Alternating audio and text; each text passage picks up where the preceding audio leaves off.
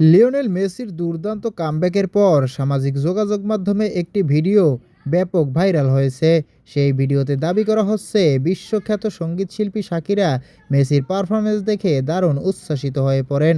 Viral ভিডিওতে দেখা যায় বলে দাবি করা হচ্ছে শাকিরা হাসিমুখে বলেন, I love you Messi the GOAT. এরপর তিনি গ্যালারি থেকে মেসির উদ্দেশ্যে একটি ফ্লাইং কিস ছুড়ে দেন।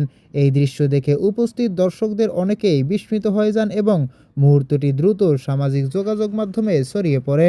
ভিডিওটি প্রকাশের পর ভক্তদের মধ্যে শুরু হয়েছে তুমুল আলোচনা। কেউ বলছেন এটি মেসির প্রতি একজন তারকার সম্মান ও ভালোবাসার প্রকাশ, আবার অন্যরা ভিডিওটির সত্যতা নিয়ে তুলছেন প্রশ্ন।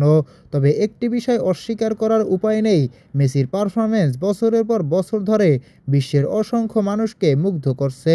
তাই এমন কোনো ভাইরাল ভিডিও সামনে এলে তা মুহূর্তেই আলোচনার কেন্দ্রে চলে আসে।